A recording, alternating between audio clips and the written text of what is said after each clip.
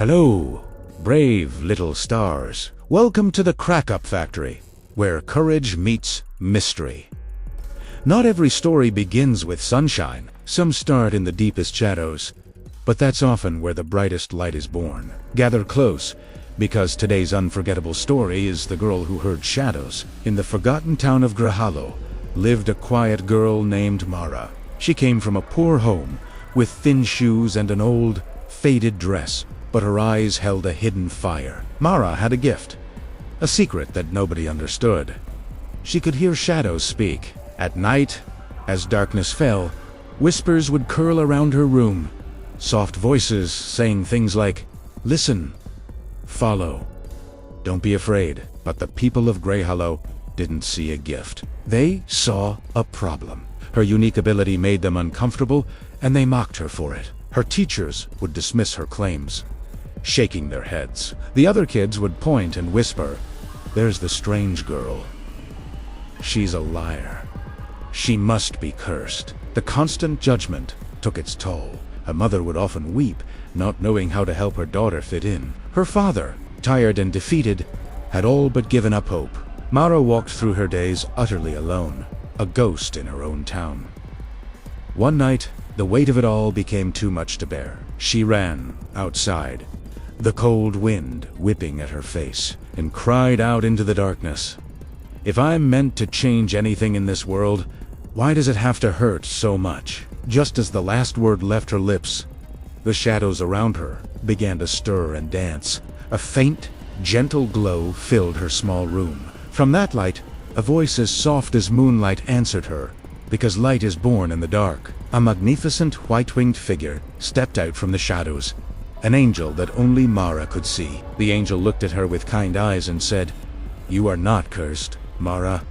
You are called." For the first time, Mara felt a sense of peace. She decided to trust the whispers, to follow where they led. She began to use her gift, warning villagers of coming storms that no one else could foresee. She helped children find their lost toys and pets.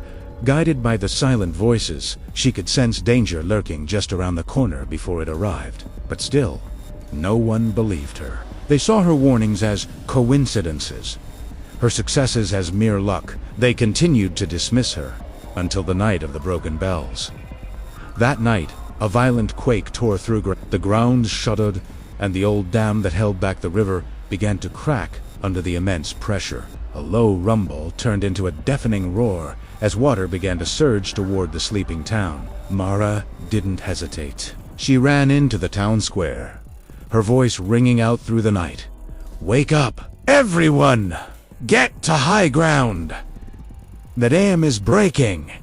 But people just laughed. They rolled their eyes and told her to go home. They ignored her desperate pleas until the earth literally split beneath their feet. Chaos erupted. Panic and fear swallowed the town as people scrambled in the darkness. But in the middle of the pandemonium, Mara stood perfectly still, her eyes glowing with a faint golden light. She was listening. This way, the angel's voice whispered in her ear, clear as a bell. With newfound confidence, she began to lead the terrified villagers through the treacherous darkness. She guided them over collapsing bridges, navigated them away from falling trees, and led them on a path toward the highest ridge overlooking Grahalo. Just as the last person reached the safety of the ridge, the dam finally burst. A colossal wave of water devoured the town below, washing away everything in its path. But every single person who had followed Mara survived. As the sun rose, the villagers looked down at their ruined homes,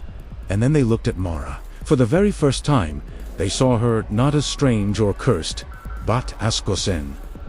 The mayor bowed his head in gratitude. The children, once her tormentors, now clung to her dress for comfort. Her parents looked at her, their eyes filled with tears of awe and pride. The shadows whispered one last time, a message of triumph.